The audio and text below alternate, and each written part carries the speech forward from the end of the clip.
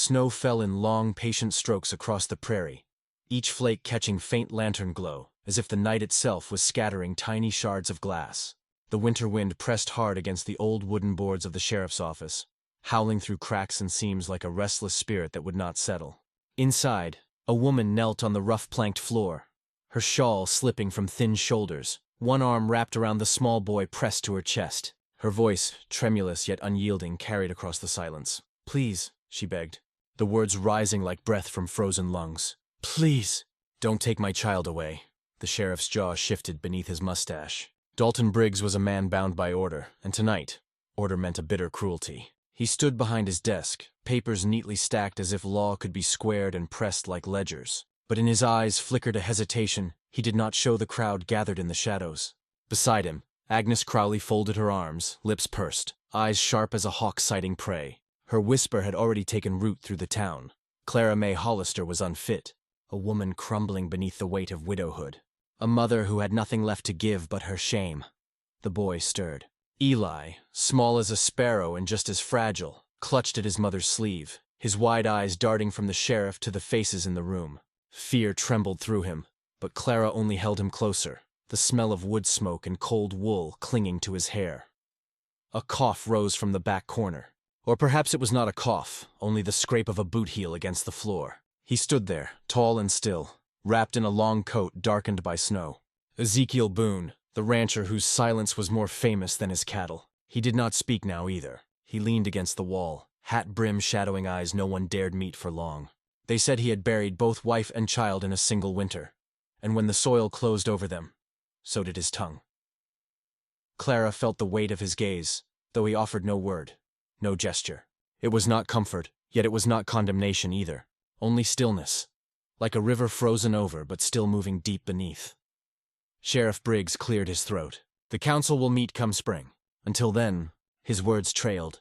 He could not finish with the boy's eyes fixed on him, nor with the weight of snow pressing against the windows as though the earth itself wished to smother judgment. Agnes Crowley stepped forward. "We can't leave a child to starve," she snapped. "She's living in a shack with holes big enough for wolves to crawl through." "Charity don't raise a boy, right?" Clara's throat tightened. She wanted to scream, to claw at their coldness, but her voice came out low and steady, as though it belonged to someone older, someone who had already lost everything worth raising her tone for. "We get by. My son has warmth and food enough." No one answered.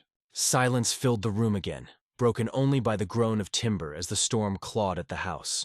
When at last Clara rose, clutching Eli to her side, no hand reached out in help. She stepped past Ezekiel Boone, and though he did not move, she swore she felt a faint shift in the air, as though he leaned ever so slightly toward her. The road home stretched long and bitter. Snow dragged against her boots, each step a battle. Eli's weight against her hip grew heavier, his head dropping against her shoulder as sleep claimed him. The shack came into view at last, its roof sagging, chimney coughing faint smoke into the black sky. She shouldered the door open and set him on the cot, pulling what threadbare quilt she had over his small body. The fire had nearly died. She knelt to coax it with what remained of the woodpile. 3 splinters, hardly enough to last the night. Her hands trembled. She pressed them to her lips to warm her fingers, and tears stung hot against the cold air. "God help me," she whispered. Outside, the storm raged. Hours passed. She dozed in the chair, waking to Eli's soft cough, to the rattle of wind. At dawn, she opened the door to fetch snow for melting, and froze. A neat stack of firewood rested against the threshold, dry, split, enough to keep them through several nights. She looked out across the white-draped land, but no tracks marked the snow save her own. Her breath caught, then eased. No word was left, only the warmth that came not from the firewood itself, but from the knowledge that someone unseen had chosen kindness. Days turned, slow as frost creeping across glass. Clara did her sewing for pennies, patched Eli's coat with scraps, fetched water from the frozen well, yet she noticed things. An axe handle left leaning near her door after hers had splintered. A coil of rope mended and returned. A bag of oats set upon her stoop without a sound. Always without a word, always vanishing before dawn. The town, of course, noticed too. Agnes Crowley's tongue wagged sharper than ever. The widow's found herself a ghostly suitor, she sneered over coffee at the mercantile. Silent as sin, that Boone. Strange company for a child to grow up around. The whispers crawled through the air like smoke. Clara heard them when she fetched bread, when she carried water. Even Eli heard the children's teasing, their voices cruel with mimicry. Your ma's too poor, your pa's too dead. Now you got a rancher who won't speak. One evening, Clara returned home with her hands raw from scrubbing. She found Ezekiel Boone by her fence, hammering a board into place where the winter winds had pried it loose. She froze, words catching in her throat. He glanced at her once, his face lined deep by wind and grief, then turned back to his work. Not a syllable passed his lips. She wanted to thank him, but all that rose was a soft, "You didn't have to." He paused, hammer held mid-air, then drove the nail home with one sure strike. He set the hammer down, nodded once, and walked away into the snow, his coat brushing the fence post as he went. That night, Clara sat by the fire, Eli sleeping soundly under quilt. She touched the repaired boards, the stacked wood, the mended rope. Each act carried more weight than any proclamation. Each silence filled with meaning she had not yet the courage to name. Her shame burned, her fear clung, but for the first time since her husband's death, she felt a sliver of something else too. Not hope, not yet, but the beginning of it. And still, in the back of her mind, she knew the council's spring meeting loomed like a black horizon. They would come for her boy again, and she did not yet know if silent kindness would be enough to hold them back. So she stoked the fire, pressed her palms to its warmth, and watched Eli sleep, the shadows shifting on his small face. Outside, the wind quieted for a moment, as if the night itself held its breath. The thaw never came as quickly as folks hoped. Winter gripped the valley with stubborn fingers, and each dawn seemed to rise colder than the last. Clara May rose before the sun, stoked her little fire, wrapped Eli in wool that barely held out the chill, and whispered prayers that had begun to taste like ash in her mouth. But prayers or not, the day she had dreaded finally arrived. Sheriff Briggs rode up through the snow-packed lane, his horse steaming against the bitter air, a folded paper clenched in his hand like a verdict already carved in stone. He dismounted stiffly, boots crunching the frozen ground, and glanced at the poor shack with something between pity and duty in his eyes. Clara stood in the doorway, Eli clutching her skirts, his small fingers digging into her thigh as though by holding tight enough he might root himself there forever. "It's time, Clara," Briggs said, voice gruff but soft at the edges. "The council will meet tonight. They'll decide the boy's place." Clara's lips trembled. "His place is here," she whispered. The sheriff looked away, unable to meet the tear-bright defiance in her eyes. "Just be ready."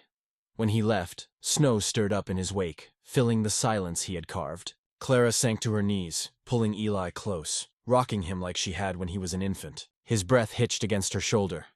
"Mama," he said, voice small and fierce. "I'll be good. I'll chop wood, I'll do chores. They won't take me if I'm good." Her heart broke with the words. She kissed his hair, whispering, "It's not you, my love. It's never you."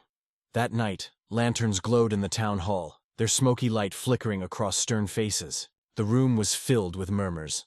Agnes Crowley perched front and center, her mouth set like a knife's edge. Sheriff Briggs stood off to one side, arms folded, unease heavy in his stance. Clara sat on the bench with Eli pressed against her side. She could feel every eye upon her, weighing, measuring, condemning. Voices rose. "The boy deserves a real home. She's barely keeping herself alive. Charity has its limits." Clara's breath came short. She rose to her feet, her shawl slipping from her shoulders, her voice quivering yet strong. "I give him what I can. I give him love. I give him warmth when there is none left for me. If you take him, you may clothe him, you may feed him, but you will never give him what his mother gives." A ripple stirred. Some heads bowed, others shook. Agnes Crowley stood, her words like icy water. "Sentiment don't keep a child alive. The law must think of his future." And then, from the back corner, a chair scraped across the floorboards. All turned. Ezekiel Boone rose slowly, the lamplight catching the scar that ran along his cheek, the weathering of grief carved into his face. For months, for years, he had been little more than a shadow, a man shaped by silence. Tonight he stepped forward. His boots echoed heavy in the hall. He stopped beside Clara, towering, still for a heartbeat longer than anyone could bear. When he spoke, his voice was gravel, rusted with disuse, but steady as the earth itself. "You'll not take that boy." The words cracked through the air like a shot. Clara turned her head sharply, eyes wide, Eli clutching tighter at her arm. A hush fell, as though even the storm outside paused. Agnes Crowley sneered. And what right have you, Ezekiel Boone, to say such a thing? You who hides on that ranch like a hermit. You who couldn't keep your own family alive. The room stiffened. Old wounds, long unspoken, hung heavy in the air. But Zeke did not flinch. His jaw tightened. His eyes, those storm-gray eyes, flicked to Clara, then down to Eli, whose small hand had slipped into his coat without thought. I couldn't save mine, Zeke said. Voice rough, the words dragged up like stones from deep water. But I'll not stand by and watch you tear another from the only arms that keep him whole. The boy stays, with her. With me, if need be. A gasp rolled through the hall. Clara felt her knees weaken, not from fear, but from the sheer weight of his words. She gripped the bench behind her for balance, her heart pounding so loud it seemed to fill the silence. Sheriff Briggs cleared his throat, his gaze steadying. Ezekiel Boone speaks, and I'll be damned if we don't listen. The man's lived through loss most of us can't imagine. If he's willing to stand for this boy, then so am I, the council muttered, some dissenting, some shifting uneasily. But Briggs's authority carried. Slowly, resistance ebbed away, as though a tide had turned beneath their very feet. Agnes Crowley sat down sharply, lips pressed tight, her power in that moment gone. Clara lowered herself back onto the bench, trembling. Eli leaned forward and wrapped his small arms around Ezekiel's leg, burying his face in the rough wool of his coat. Zeke's hand, calloused and strong, came to rest gently atop the boy's hair. No one spoke again. Later, as the hall emptied and the lanterns dimmed, Clara found herself walking out into the snow beside him. They did not speak. Words felt too fragile, too small for what had just passed. Their footsteps sank deep into the whiteness. The only sound the crunch of frost beneath their boots. Eli skipped ahead, his laughter sudden and bright, shattering the night's heaviness. Clara watched him, then looked toward Zeke. His profile was carved against the moonlight, somber and weathered, yet softened by something new. She felt warmth rise in her chest, fragile, startling, but real. When they reached her shack, he paused at the gate. His silence stretched, but it was no longer an emptiness. It was a shelter, a space where words might someday grow.